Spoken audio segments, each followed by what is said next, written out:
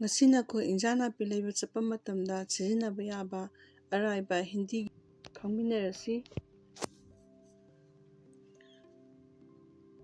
ꯁꯕꯖꯤ ꯃꯅꯥ ꯃꯁꯤꯡ ꯑꯥꯂꯨ, ꯄꯤꯌꯥꯖ, ꯇꯤꯜꯍꯧ,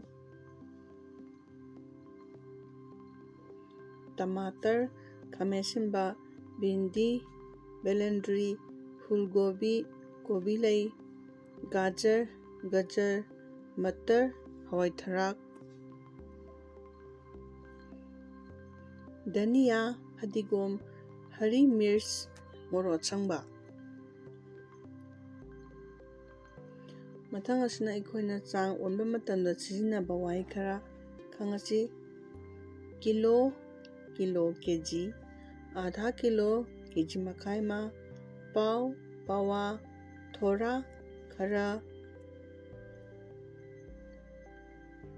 ज्यादा, हेना, कम, खरा ताथबा, तोल, अरुम्ब ओनबा।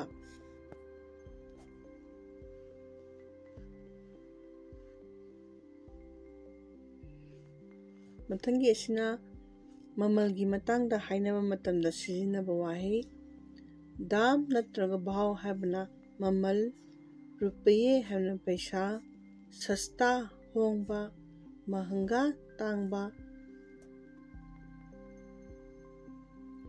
ꯀꯨꯜ ꯔꯥꯁꯤ ꯍꯥꯏꯕꯅ ꯄꯨꯟꯅ ꯀꯌꯥ ꯇꯥꯔꯒꯦ ꯍꯥꯏꯕ ꯃꯇꯝꯗ ꯁꯤꯖꯤꯟꯅꯩ꯫ ꯕꯤꯜ ꯍꯥꯏꯕꯅ ꯑꯩꯈꯣꯏꯅ ꯕꯤꯜ꯫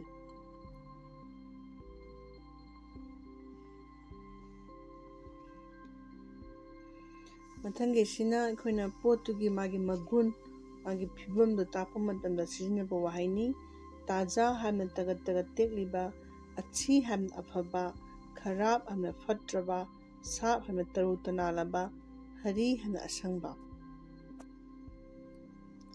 ꯃꯊꯪ ꯑꯁꯤꯅ ꯑꯩꯈꯣꯏꯅ ꯀꯩꯊꯦꯜꯗ ꯆꯠꯄ ꯃꯇꯝꯗ ꯏꯆꯝ ꯆꯝꯅ ꯁꯤꯖꯤꯟꯅꯕ ꯌꯥꯕ꯫ ꯃꯊꯪ ꯑꯁꯤꯅ ꯑꯩꯈꯣꯏꯅ ꯀꯩꯊꯦꯜꯗ ꯃꯅꯥ ꯃꯁꯤꯡ ꯂꯩꯕ ꯆꯠꯄ ꯃꯇꯝꯗ ꯏꯆꯝ ꯆꯝꯅ ꯁꯤꯖꯤꯟꯅꯕ ꯌꯥꯕ ꯋꯥꯍꯩ ꯄꯔꯦꯡ ꯈꯔ ꯑꯃꯨꯛ ꯌꯦꯡꯉꯁꯤ꯫ टमाटर का भाव क्या है? खामें असिंबगी ममल कयानो? आलू कितने रुपये किलो है? आलू केजीदा क्या पीबगे?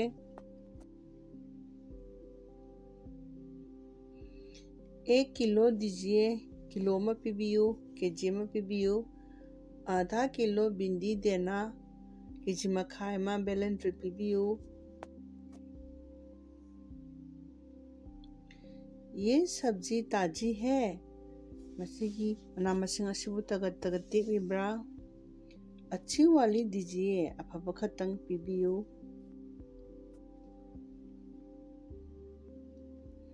थोड़ा कम करना, खरा हंथबियो। सही तोल कीजिए, फजन ओनबियो।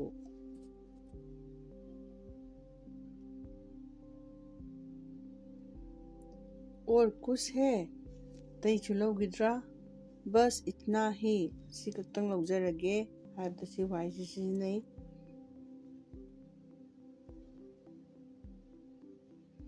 कुल कितने हुए? कया तारगे? ये लीजिए पैसे, सीधे ले जरे, लोबिरो पैसा। खुले हैं, अचोबा लेबरा? थैली में डाल दीजिए, बेगता खाउदा हापचिनबिरो। ठीक है, फरे रहने दीजिए, यारनी।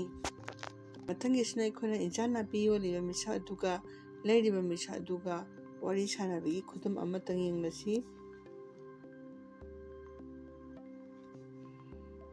ग्राहक हायबना लेइबा लाइबा मिसक्तो नमस्ते खुरुमजरी, टमाटर का भाव क्या है?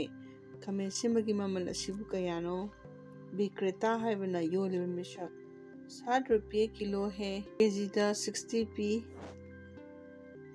केजीदा रुपा 60 पी।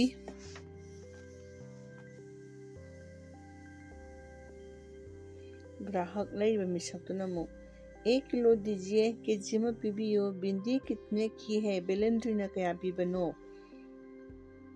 विक्रेता योलिबा मिसा अदुना 80 रुपये किलो, केजीदा रुपा 30 पी।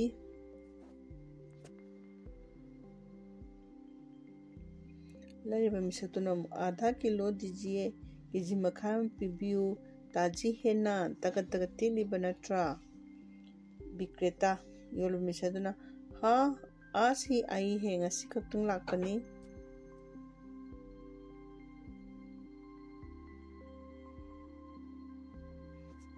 ग्राहक लैरिबा मिसक्तुना ठीक है फरे सही तोल कीजिए फजना ओनबियु. योल मिसक्तुना हो गया और कुछ चाहिए. हो गया ओले और कुछ चाहिए. अतैसु पाम्बिरिब्रा अतैसु लौबिखिद्रा.